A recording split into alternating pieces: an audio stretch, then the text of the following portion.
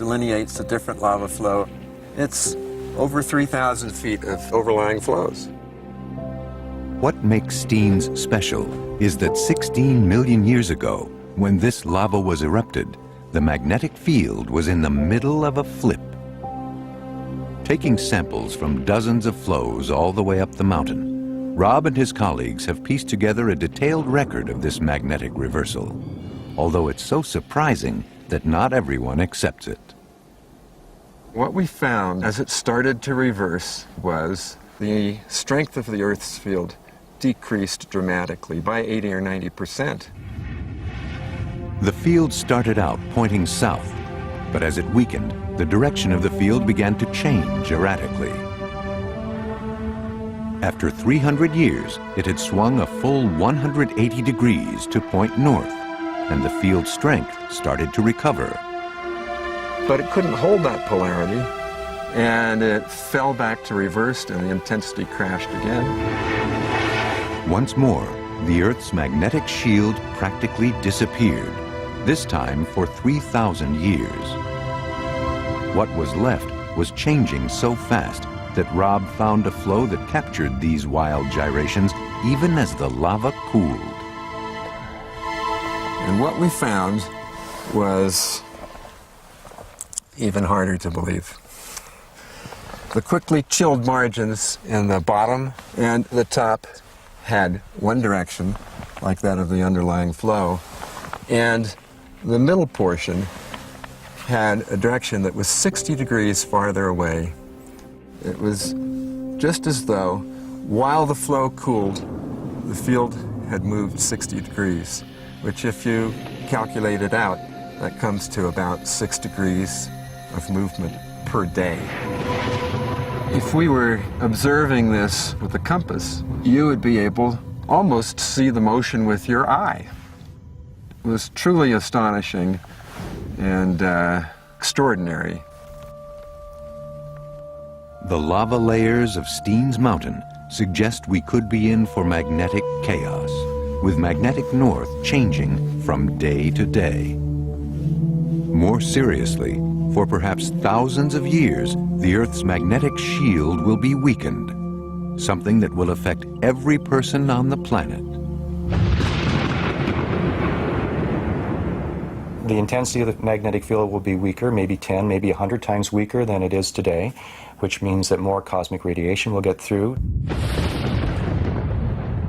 This basically opens our defenses so that solar and galactic radiation can hit the atmosphere directly. And this means that the radiation at ground level increases as well. One estimate is that our overall exposure to cosmic radiation will double, and in some places it could be even worse. Today, the magnetic field focuses space radiation towards the far north and south, where few people live. But as the main field collapses, the weak field that's left will have a more complex structure. Instead of just 2 magnetic poles, there may be 4 or even 8, slowly moving across the Earth's surface. The structure of the magnetic field won't be the nice, smooth, simple dipole structure that we have today, which tends to deflect charged particles, cosmic radiation, to the poles of the Earth. Instead, there'll be several poles all around the Earth, maybe close to the equator. And so not only will the field be weaker, the field will tend to focus cosmic radiation at low latitudes where most people live. This unfortunately means more deaths from cancer. It's roughly 15 per million people per year. That is the amount of deaths we're talking about. And if you multiply that over the whole population of the Earth, that becomes a significant number. It's impossible to know for sure, but the best guess is that every year 100,000 people would die from the increased levels of space radiation. But of course, this would still represent only a relatively small increase in the overall incidence of cancer. So it's not going to be catastrophic. It'll be something to be concerned about, but it won't be a catastrophic event. And certainly by the time it happens, civilization will have figured out how to deal with it. The field will come back.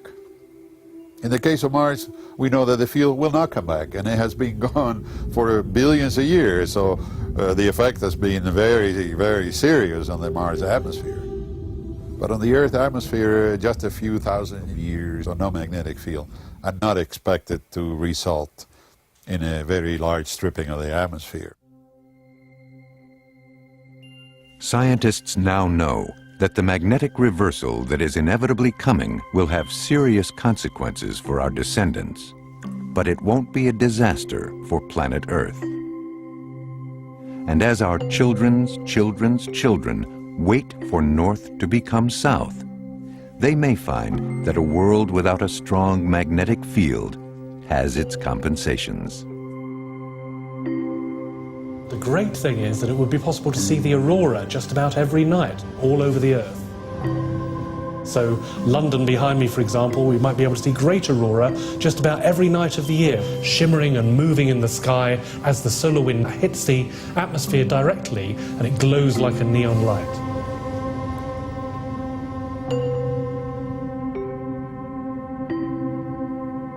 Aurora would be very exciting. I can imagine a very interesting dynamic magnetic field outside of the Earth during the next reversal. I would love to see a reversal happen, but it would involve me living rather longer than I planned to, but that would be very nice. In fact, it's one of the great tragedies of life. We never see how these things work out. I'd really like to know how it does it and why it does it, and when will it do it again? Borealis, give us one last show.